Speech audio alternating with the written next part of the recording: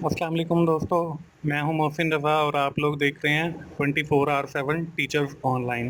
दोस्तों, पिछली क्लास तक हम लोग बात कर रहे थे रेपिटेशन स्ट्रक्चर के ऊपर। आज की क्लास 12 से हम लोग जो है अपना एक एडवांस जो है टॉपिक शुरू करने वाले हैं, जिसमें हम लोग पढ़ेंगे switch statement and break statement. दोस्तों, मुझे उम्मीद है कि अब आप लोग छोटे मोटे प्रोग्रामर बन गए होंगे और आपकी जो छोटी मोटी डेली रूटीन्स की प्रॉब्लम्स हैं, आप लोग उनको सी प्लस प्लस के अंदर अब इजीली कोड कर सकते हैं। दोस्तों, ये जो आज हम लोग अपना सी प्लस प्लस के हवाले से स्विच स्टेटमेंट और ब्रेक स्टेटमेंट पढ़ने जा रहे हैं, ये सी प्लस प्लस की एडवांस समझ लें टॉपिक्स में से आता है। और आज हम लोग जो है हमारी क्लास का जो क्लास 12 है उसका टॉपिक भी switch statement and break statement है। आज की क्लास शुरू करने से पहले दोस्तों हम लोग देख लेते हैं कि हमने पिछली क्लास के अंदर क्या चीज़ें कवर अप की थी। दोस्तों, पिछली क्लास के ऊपर हम रेपिटेशन स्ट्रक्चर के ऊपर बात कर रहे थे और हमने पढ़ा था कि रेपिटेशन स्ट्रक्चर के अंदर जो है हमारे पास 3 टूल अवेलेबल हैं रिपीट करने के लिए चीज़ों को। उसके अंदर हमारे पास वाइल लूप है, उसके अंदर हमारे पास डू वाइल लूप है और उसके अंदर हमारे पास फॉर लूप है। और पिछली क्लास के अंदर हम लोगों ने अपनी क्लास जो है वो इख्तिताम की थी फॉर लूप के एक्सरसाइज के साथ और फॉर लूप के सैम्पल प्रोग्राम के साथ। और उसके साथ जो है हमने पिछली क्लास के अंदर ही अपना रेपिटेशन स्ट्रक्चर जो है रिपीट वाला लूप वाला वो भी साथ ख़त्म कर लिया था। दोस्तों, आज की इस क्लास 12 में जो है हम लोग बात करेंगे अपनी स्विच स्टेटमेंट के ऊपर और ब्रेक स्टेटमेंट के ऊपर, और फिर हम लोग देखेंगे एक सैम्पल प्रोग्राम, और फिर एंड के ऊपर जो है मैं आप लोगों को एक एक्सरसाइज दूंगा जो आपने खुद से कोशिश करनी होगी। दोस्तों, चलिए हम लोग देखते हैं कि स्विच स्टेटमेंट और जो है इफ एल्स स्टेटमेंट क्या है। केस हम एक देख लेते हैं, write a C program in which you got the student grade from the user. हमने स्टूडेंट ग्रेड गेट करना है यूज़र से।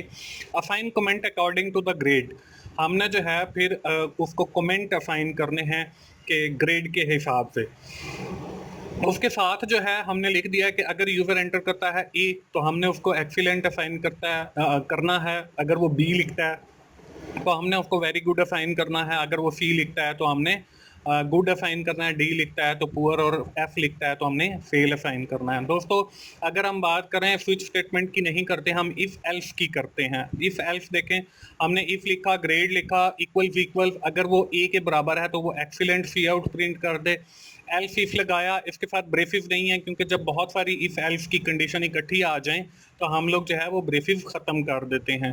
तो इफ एल्स इफ लिखा, हमने ग्रेड लिखा, बी अगर वो एंटर करता है तो वेरी गुड उसे प्रिंट कर दे। एल्स इफ लिखा, अगर वो ग्रेड सी एंटर करता है तो वो उसे गुड प्रिंट करवा दे। एल्स इफ लिखा और अगर हमने ग्रेड लिखा डी, अगर वो डी एंटर करता है तो उसे पुअर डिस्प्ले करवा दे। और अगर वो एंटर करता है एफ तो उसे सेल का जो मैसेज है वो प्रिंट होना चाहिए। इसमें नोट मैंने एक दे दिया, इतनी बार इफ एल्स का इस्तेमाल करना तो सी प्लस प्लस हमें एक स्टैंडर्ड फ्राहम करती है जिसको हम स्विच स्टेटमेंट कहते हैं।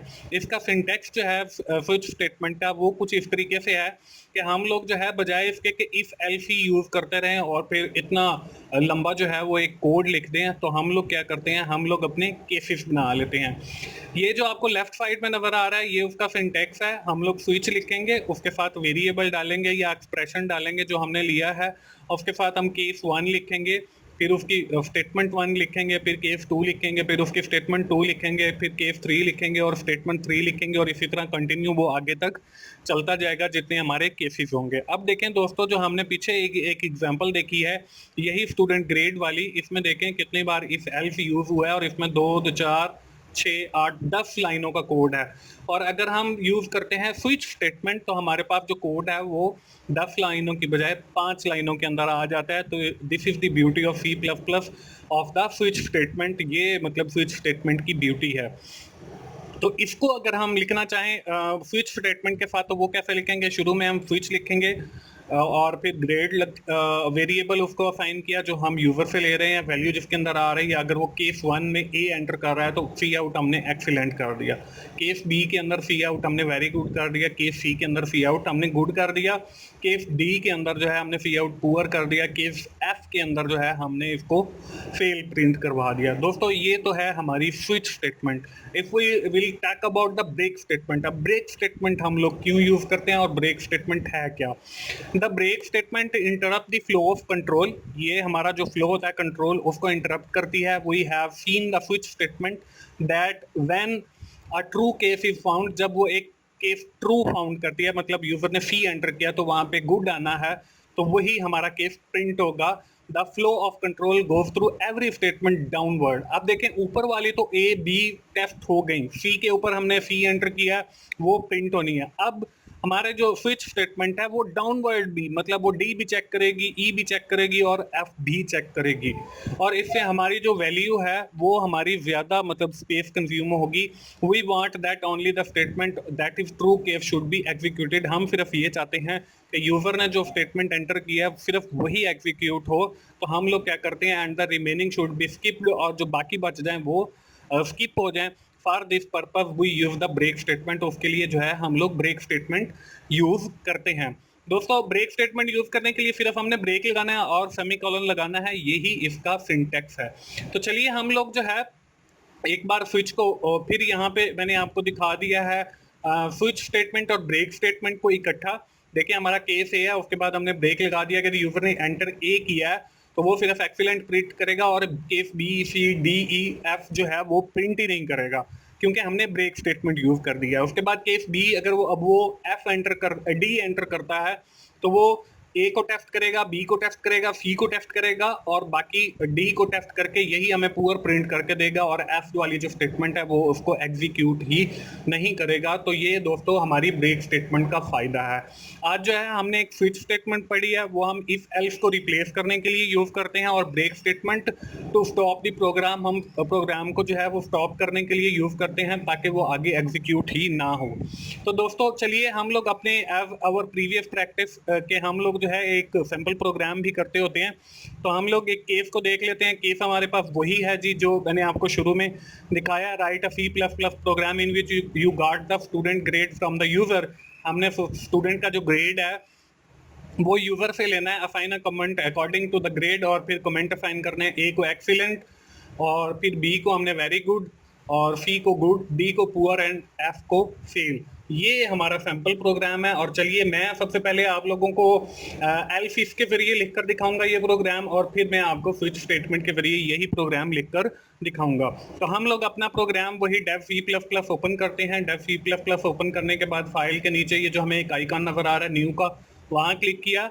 उसके बाद हमने सोर्स पे क्लिक किया और हम लोग जो है सबसे पहले अपनी वो फाइल्स इंक्लूड करते हैं जी। तो इंक्लूड और आईओस्ट्रीम इंक्लूड करने के बाद यूजिंग नेम स्पेस ftd, और फिर हमने एक फंक्शन लिया इंट, और मेन वाला हमने फंक्शन लिया, उसकी ब्रैकेट्स लगाई और फिर उसकी ब्रेसेस, इसके अंदर हमने अपना प्रोग्राम लिखना है। हम एक वेरिएबल ले लेते हैं जी, करैक्टर टाइप का वेरिएबल है तो हम 4 ले रहे हैं, और इस वेरिएबल का नाम हमने ग्रेड ही रख दिया है जी। ग्रेड इसलिए रख दिया कि यूजर जो हमारी वैल्यू एंटर करेगा वो हमारी ग्रेड के अंदर जाके स्टोर हो जाएगी, और फिर जो है ग्रेड की वैल्यू को आगे हम यूज करते रहेंगे। तो दोस्तों ग्रेड की वैल्यू हमने यूज की, और जो है हम यहाँ पे आगे लिखते हैं जी सी इन और एंगल ब्रैकेट्स लगाएंगे ग्रेटर देन, और फिर हमने ग्रेड को जो है यहाँ पे प्रिंट कर लिया ताकि यूज़र जो है वो हमें स्क्रीन के ऊपर एक वैल्यू एंटर करके दे सके। तो ग्रेड की हमने स्पेलिंग ठीक कर ली है जी, स्पेल गलत हो गया था ई। हमने इसको प्रोग्राम को सेव किया, हमारी क्लास 12वीं चल रही है तो हम लोग जो है क्लास 12 इसका नाम रख के डेस्कटॉप के ऊपर सेव कर लिया। हम इसको कंपाइल करते हैं, कंपाइल करके हमारा जो है रन करते हैं तो यहाँ पे देखें हमें वो वैल्यू मांग रहा है। हम यहाँ पे सबसे पहले लिख देते हैं जी एक सी आउट और लेस देन, और यहाँ पे हमने एक वैल्यू कहा प्लीज एंटर यूर ग्रेड, क्या आप अपना ग्रेड एंटर करो, और उसके बाद जो है हमने सेमीकोलन लगा दिया ताकि हमें ये स्क्रीन पे लिखा हुआ नजर आए। और ग्रेड कहाँ से आए जी, A to V हमने जो है वो ग्रेड एंटर करवाना है। एंटर यहाँ पे हम सिर्फ enter your grade A to V आपने ग्रेड एंटर करना है। हम यहाँ पे भी ब्रैकेट लगा देते हैं ताकि ये हमें सेपरेट नजर आए, और इफ कॉलन को हटा के वो हम एंड पे ले जाते हैं। कॉलन को हमने यहाँ लगाया, इस प्रोग्राम को हमने सेव किया। जब हमने कंपाइल किया, कंपाइल करने के बाद हमने रन किया तो यहाँ पे देखें आपके पास आ रहा है एंटर योर ग्रेड। हमने ए एंटर किया और प्रोग्राम जो है वो क्लोज हो गया। अब हमने असाइन करने हैं उसको वो कमेंट्स जो हमने कहे थे कि हम जो है उसको असाइन करवाएंगे। कमेंट के लिए देखें हमने कहा था इफ एल्स का स्ट्रक्चर मैं आप लोगों को पहले करके दिखाऊंगा। इफ हमने यहाँ पे कंडीशन लगाई, GRADE ग्रेड लिखा और हमने लिखा कि अगर वो ग्रेड इक्वल है ए के तो हमें वो प्रिंट करके दिखाए जी सी आउट लेस देन और हमने इसके अंदर जो है वो प्रिंट करवाना है एक्सीलेंट और यहाँ पे हमने सेमीकोलन लगा दिया। अब हम अगर इसको इतना ही कंपाइल करते हैं और इसको हम रन करते हैं तो हमारे पास देखें अगर मैं ए लिखता हूँ तो हमारे पास एक्सीलेंट आ गया। अब हम बाकी का कोड भी लिखते हैं। बाकी के लिए जो है मैं इसी कोड को जो है वो कॉपी कर लेता हूँ। यहाँ पे हमने लिखा जी एल्स इफ अगर वो हमारा बी एंटर करता है तो हमारे पास आना चाहिए जी वेरी गुड। ठीक है, अगर वो हम इसी तरह नीचे चले जाते हैं और मैं इसी कोड को कॉपी करके पेस्ट किया है, एल्स इफ रहने दिया है, सिर्फ यहाँ पे अगर वो सी एंटर करता है तो वो हमें गुड प्रिंट करवा दे। और इसी तरह हम नीचे चले जाते हैं, हम यहाँ पे डी के लिए भी एक ले लेते हैं इल्फ एफ और हमने कहा डी और डी के लिए हम कह देते हैं कि जी यहाँ पे आना चाहिए पुअर। यहाँ पे पुअर आ गया और उसके बाद जो है हम आखिरी एल्स इफ लगाया और उसको लिखा एफ। अगर वो एफ एंटर करता है तो हमारे पास मैसेज जो है वो आना चाहिए जी फेल।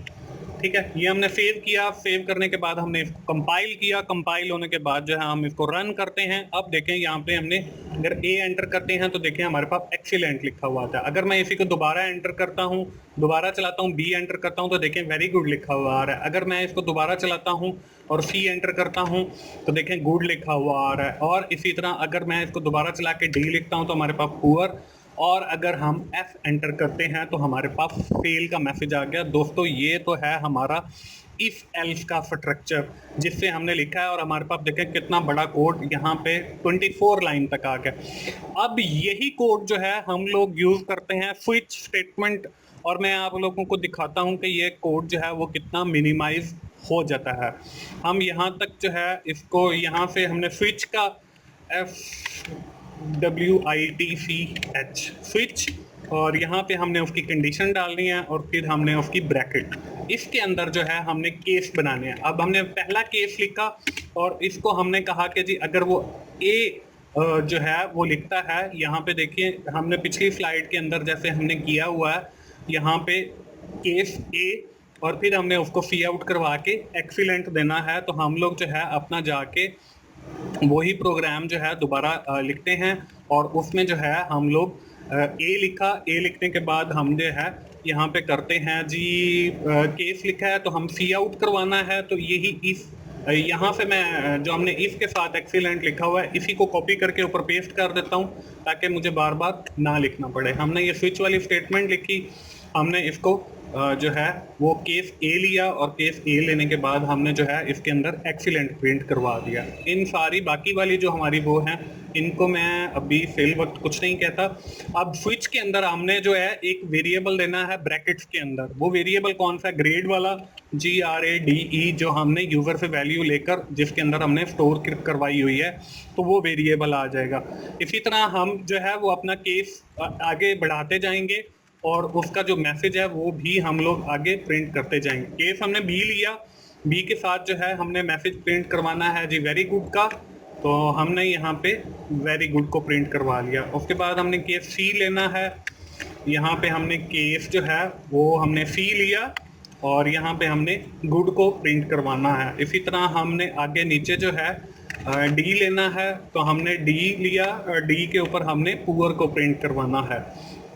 तो यहाँ पे जो है हम लोग पुअर लिख देते हैं, पुअर आ गया। उसके बाद हमारे पास लास्ट एफ वाला है तो एफ का हमने केस लिया, एफ को हमने जो है यहाँ पे फेल प्रिंट करवाना है तो हम लोगों ने फेल लिखा और नीचे ये जो हमारी इफ एल्स वाला स्ट्रक्चर है ये सारा जो है मैं डिलीट कर देता हूँ। ये हमारी ब्रैकेट स्विच की आ गई और ये हमारी मेन की आ गई। इसको हमने सेव किया जी। सेव करने के बाद इसको मैं कंपाइल कर लेता हूँ। कंपाइल में हमें एरर दे रहा है सी आउट।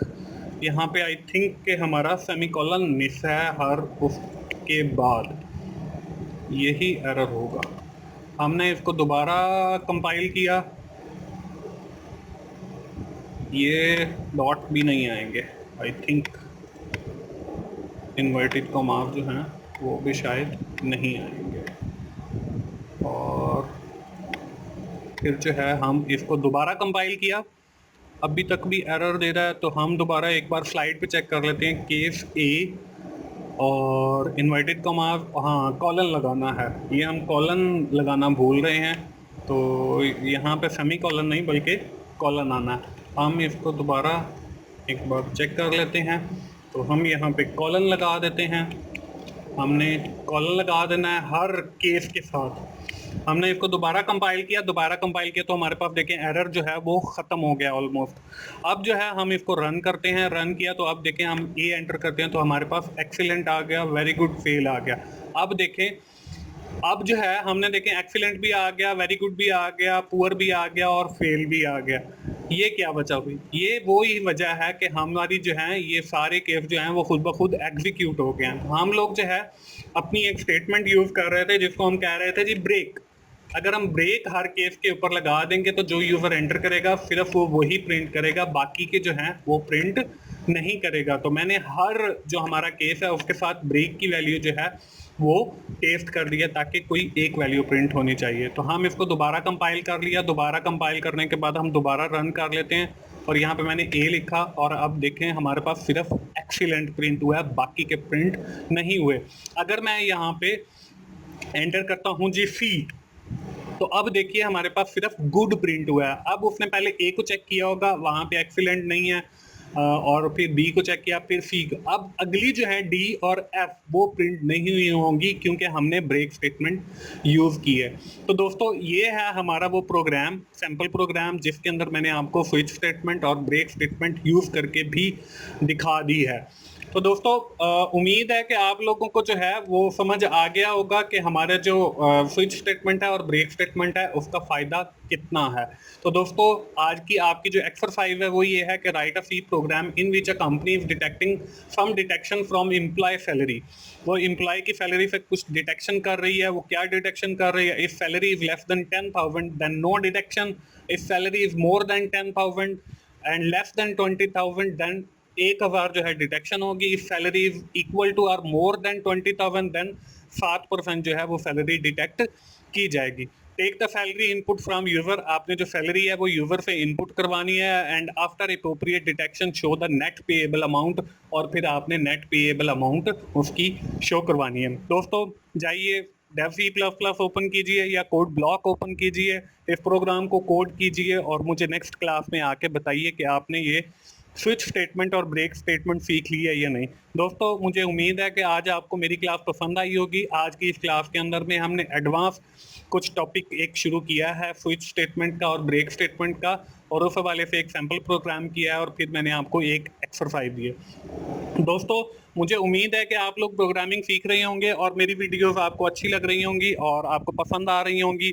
अगर मेरी वीडियोस आपको अच्छी लग रही हैं और पसंद आ रही हैं, आप लोग अपने दोस्तों से शेयर कीजिए, उन वीडियोस को लाइक कीजिए और कमेंट्स के सूरत में अपना फीडबैक दीजिए और मेरे चैनल को सब्सक्राइब कीजिए और मुझे प्रमोट कीजिए ताकि मैं और अच्छी वीडियोस बना सकूं। थैंक यू वेरी मच दोस्तों। अगली क्लास तक के लिए मोहसिन भाई को इजाज़त दीजिए। अल्लाह हाफिज़।